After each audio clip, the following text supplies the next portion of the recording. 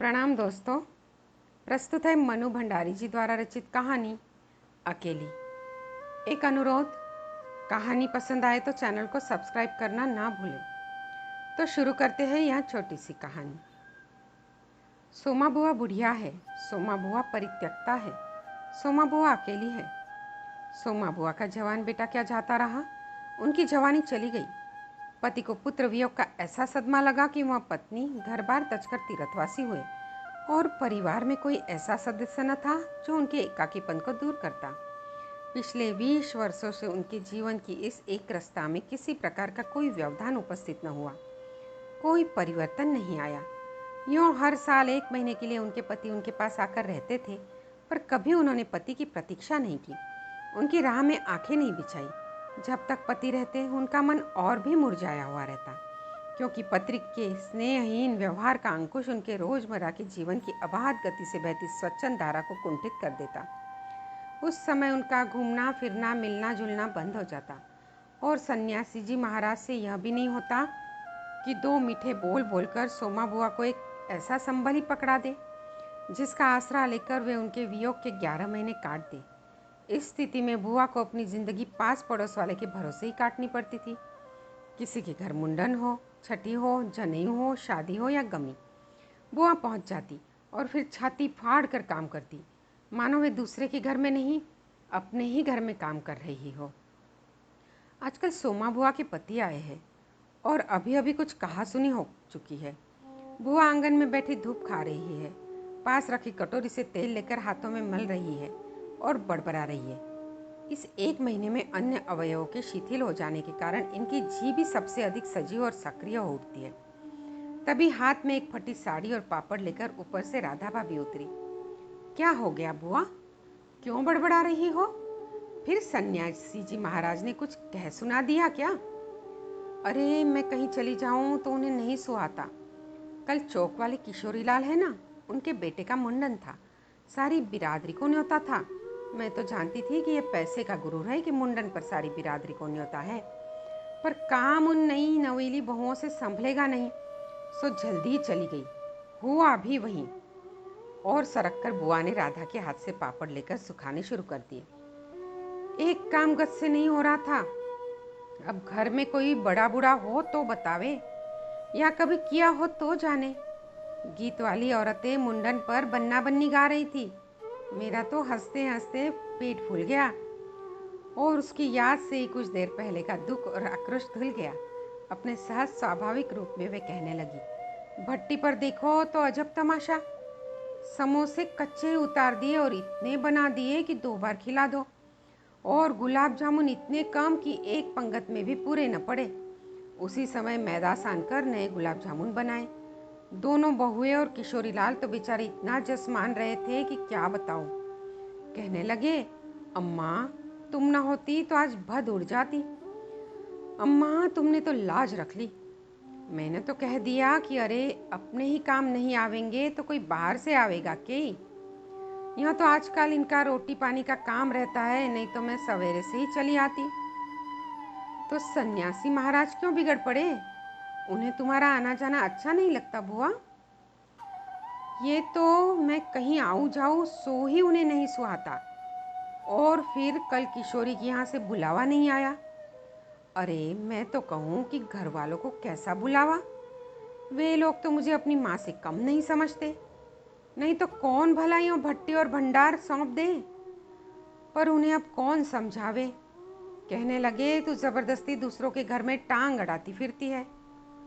और एकाएक उन्हें उस क्रोध भरी वाणी और कटु वचनों का स्मरण हो आया जिसकी बौछार कुछ देर पहले ही हो चुकी थी। याद आते फिर उनके आंसू बह चले। अरे रोती क्यों हो बुआ, कहना सुनना तो चलता ही रहता है। सन्यासी जी महाराज 1 महीने को तो आकर रहते हैं, सुन लिया करो।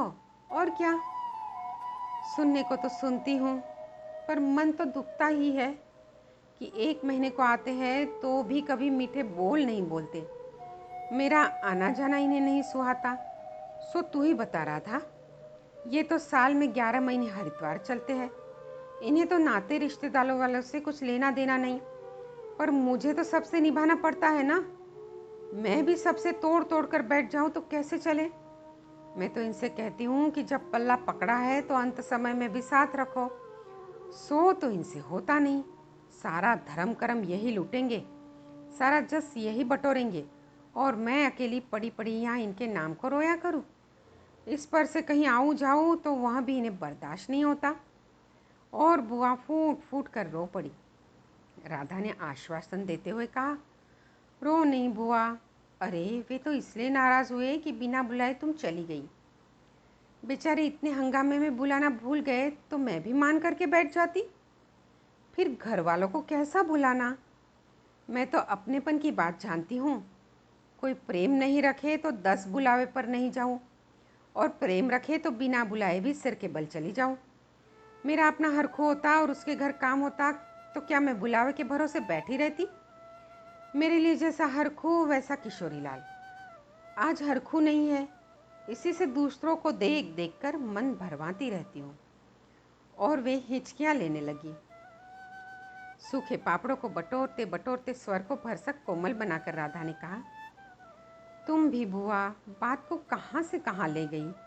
लो अब चुप हो जाओ, पापड़ भून कर लाती हूँ, खाकर बताना कैसा है। और वह साड़ी समेटकर ऊपर चढ़ गई। कोई सप्ताह भर बाद बुआ बड़े प्रसन्न मन से आई और सन्यासी जी से बोली, सुनते हो, देवर जी के ससुराल वालों की किसी लड़की का संबंध भगीरथ जी के यहाँ हुआ है। वे सब लोग यहीं आकर ब्याह कर रहे हैं। देवर जी के बाद तो उन लोगों से कोई संबंध ही नहीं रहा। फिर भी है तो समधी ही, वे तो तुमको भी बुलाने आएंगे। समधी को आखिर कैसे छोड़ सकते हैं। और बुआ पुलकित होकर हंस पड़ी। सन्यासी जी की मौन उपेक्षा से उनके मन को ठेस तो पहुंची, फिर भी वो प्रसन्न थी। इधर उधर जाकर वे इस विवाह की प्रगति के बारे में खबरें लाती। आखिर एक दिन वे यह भी सुनाई कि उनके समधियाँ आ गए। जोर शोर से तैयारियां हो रही है। सारी बिरादरी को दावत दी जाएगी। खूब रौनक होने वाली है। दोनों ही पैसे वाले ठहरे। क्या जाने हमारे घर तो बुलावा आएगा या नहीं। देवर जी को मेरे 25 बरस हो गए, उसके बाद से तो कोई संबंध ही नहीं रखा। रखे भी कौन, यह काम तो मर्दों का होता है। मैं तो मर्दों वाली होकर भी बेमर्द की हूँ। और एक ठंडी सांस उनके दिल से निकल गई। अरे वाह बुआ, तुम्हारा नाम कैसे नहीं हो सकता। तुम तो समधिन ठहरी। संबंध में न रहे कोई रिश्ता थोड़े ही टूट जाता है। दाल पीसती हुई घर की बड़ी बहू बोली। हैं, बुआ नाम है, मैं तो सारी लिस्ट देख कर आई हूँ, विधवा ननंद बोली। बैठे ही बैठे एकदम आगे सरक कर बुआ ने बड़े उत्साह से पूछा, तू अपनी आंखों से देख कर आई है नाम। नाम तो होना ही चाहिए, पर मैंने सोचा कि क्या जाने आजकल की फैशन में पुराने संबंधियों को बुलाना हो ना हो। और बुआ बिना 2 पल भी रुके वहां से चल पड़ी। अपने घर जाकर सीधे राधा भाभी के कमरे में चढ़ी। क्यों री राधा, तू तो जानती है कि नए फैशन में लड़की को क्या दिया जावे है। समधियों का मामला ठहरा सो भी पैसे वाले। खाली आज जाऊंगी तो अच्छा न लगेगा। मैं तो पुराने जमाने की ठहरी। तू ही बता दे क्या दूँ। अब कुछ बनाने का समय तो है नहीं, सो कुछ बना बनाई खरीद लाना। क्या दाना चाहती हो अम्मा, जेवर कपड़ा या श्रृंगारदान या कोई चांदी की चीज़। मैं तो कुछ भी न समझू रही, जो कुछ पास है तुझे लाकर दे देती हूँ, जो तू ठीक समझे ले आना। बस भद नहीं उड़नी चाहिए। अच्छा देखो पहले के रुपए कितने हैं। और वे डगमगाते कदमों से नीचे आई। 2-3 कपड़ों की गठरियाँ हटाकर एक छोटा सा बक्सा निकाला। बड़े जतन से उसे खोला। उसमें 7 रुपए, कुछ रेजगारी पड़ी थी और एक अंगूठी। बुआ का अनुमान था कि रुपए कुछ ज़्यादा होंगे, पर जब 7 ही रुपए निकले तो सोच में पड़ गई। रही समधियों के घर में इतने से रुपए से तो बिंदी भी नहीं लगेगी। उनकी नज़र अंगूठी पर गई। यह उनके मृत पुत्र की एकमात्र निशानी रही होगी। बड़े बड़े आर्थिक संकटों के समय भी वे इस अंगूठी का मोह न छोड़ सकी। आज भी एक बार उसे उठाते समय उनका दिल धड़क गया। फिर भी उन्होंने 5 रुपए और वह अंगूठी आंचल में बांध ली। बक्से को बंद किया और फिर ऊपर की ओर चली। पर इस बार उसके मन का उत्साह कुछ ठंडा पड़ गया था और पैरों की गति शिथिल। राजा के पास आकर बोली, रुपए तो नहीं निकले बहू, आए भी कहाँ से? अरे कौन कमाने वाला बैठा है? उस कोठरी का किराया आता है, उसमें तो 2 समय की रोटी निकल जाती है जैसे तैसे। और वह रो पड़ी। राधा ने कहा, क्या करूँ बुआ, आजकल मेरा भी हाथ तंग है, नहीं तो मैं ही दे देती। अरे पर तुम देने के चक्कर में पड़ती ही क्यों हो? आजकल तो देने लेने का रिवाज ही उठ गया। नहीं रे राधा, समधियों का मामला ठहरा, 25 बरस हो गए तो भी वे नहीं भूले, और मैं खाली हाथ जाऊं? नहीं नहीं, इससे तो न जाऊं सो ही अच्छा। तो जाओ ही मत। चलो छुट्टी हुई, इतने लोगों में किसे पता लगेगा कि आई या नहीं? राधा ने सारी समस्या का सीधा सा हाल बताते हुए कहा। बड़ा बुरा मानेंगे, सारे शहर के लोग जावेंगे, और मैं समधिन होकर नहीं जाऊंगी तो यही समझेंगे कि देवर जी मरे तो संबंध भी तोड़ दिया। नहीं नहीं, तू यह अंगूठी बेच ही दे। और उन्होंने आंचल की गांठ खोलकर एक पुराने जमाने की अंगूठी राधा के हाथ पर रख दी।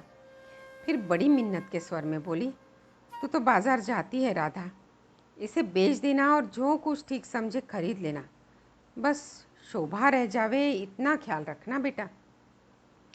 गली में बुआ ने चूड़ी वाले की आवाज़ सुनी तो एकाएक ही उनकी नज़र अपने हाथ की भट्टी मटमैली चूड़ियों पर जाकर टिक गई। कल समधियों के यहाँ जाना है, जेवर नहीं तो कम से कम कांच की चूड़ी तो अच्छी पहन ले। पर एक अत्यंत लाज ने उनके कदमों को रोक दिया। कोई देख लेगा तो? लेकिन दूसरे क्षण ही अपनी इस कमजोरी पर विजय पाती सी वे पीछे के दरवाजे पर पहुंच गई और 1 रुपया कलदार खर्च करके लाल हरी चूड़ियों के बंद पहन लिए। पर सारे दिन हाथों को साड़ी के आंचल से ढके ढके फिरी। शाम को राधा भाभी ने बुआ को चांदी की एक सिंदूरदानी, एक साड़ी और एक ब्लाउज का कपड़ा लाकर दे दिया। सब कुछ देख पाकर बुआ बड़ी प्रसन्न हुई और यह सोच सोच कर कि जब वे ये सब दे देंगी तो उनकी समधिन पुरानी बातों की दुहाई दे देकर उनकी मिलनसारिता की कितनी प्रशंसा करेगी, उनका मन पुलकित पुलकित होने लगा। अंगूठी बेचने का गम भी जाता रहा। पास वाले बनिए की यहाँ से एक आने का पीला रंग लाकर रात में उन्होंने साड़ी रंगी। शादी में सफ़ेद साड़ी पहनकर जाना क्या अच्छा लगेगा? रात में सोई तो मन कल की ओर दौड़ रहा था। दूसरे दिन 9 बजते बजते खाने का काम समाप्त कर डाला। अपनी रंगी हुई साड़ी देखी तो कुछ जची नहीं। फिर ऊपर राधा के पास पहुंची। क्यों राधा, तू तो रंगी साड़ी पहनती है तो बड़ी आब रहती है, चमक रहती है, इसमें तो चमक आई नहीं। तुमने कलब जो नहीं लगाया अम्मा, थोड़ा सा मान दे देती तो अच्छा रहता। अभी दे लो, ठीक हो जाएगी। बुलावा कब का है? अरे नए फैशन वालों की मत पूछो, ऐन मौके पर बुलावा आता है। 5 बजे का मुहूर्त है, दिन में कभी भी आ जाएगा। राधा भाभी मन ही मन मुस्कुरा उठी। बुआ ने साड़ी में मान लगाकर सुखा दिया, फिर एक नई थाली निकाली। अपनी जवानी के दिनों में बुना हुआ क्रोशिये का एक छोटा सा मेजपोश निकाला। थाली में साड़ी, सिंदूरदानी, एक नारियल और थोड़े से बताशे सजाए। फिर जाकर राधा को दिखाया। सन्यासी महाराज सवेरे से इस आयोजन को देख रहे थे और उन्होंने कल से लेकर आज तक कोई 25 बार चेतावनी दे दी थी कि यदि कोई बुलाने ना आए तो चली मत जाना, नहीं तो ठीक नहीं होगा। हर बार बुढ़ा ने बड़ी विश्वास के साथ कहा, मुझे क्या बावली समझ रखा है कि जो बिना बुलाए चली जाऊंगी? अरे वह पड़ोस वाले की नंदा अपनी आंखों से बुलावे की लिस्ट में नाम देखकर आई है, और बुलाएंगे क्यों नहीं?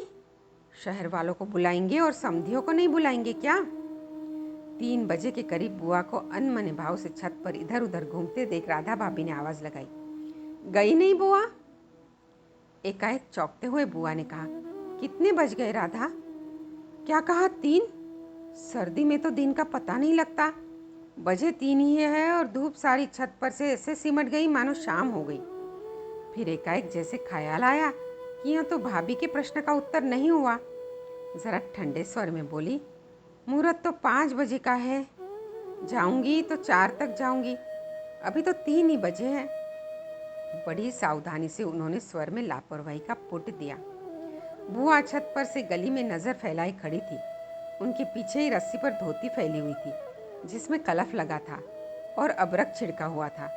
अबरक के बिखरे हुए कण रह रहकर धूप में चमक जाते थे, ठीक वैसे ही जैसे किसी को भी गली में घुसता देख बुआ का चेहरा चमक उठता था।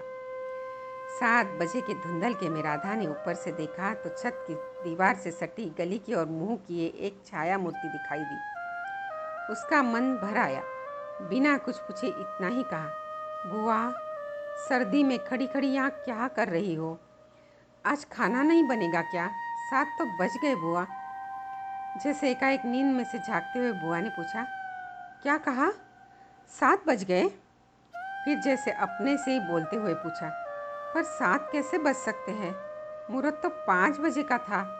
और फिर एकाएक ही सारी स्थिति को समझते हुए स्वर को भरसक संयत बनाकर बोली, अरे खाने का क्या है, अभी बना लूँगी। 2 जनों का तो खाना है, क्या खाना और क्या पकाना। फिर उन्होंने सूखी साड़ी को उतारा, नीचे जाकर अच्छी तरह उसकी तह की, धीरे धीरे हाथों की चूड़ियाँ खोली, थाली में सजाया हुआ सारा सामान उठाया और सारी चीज़ें बड़े जतन से अपने एकमात्र संदूक में रख दी और फिर बड़े ही बुझे हुए दिल से अंगीठी जलाने चली गई। आप सुन रहे थे मन्नू भंडारी जी द्वारा लिखित कहानी अकेली। कहानी सुनने के लिए आपका धन्यवाद।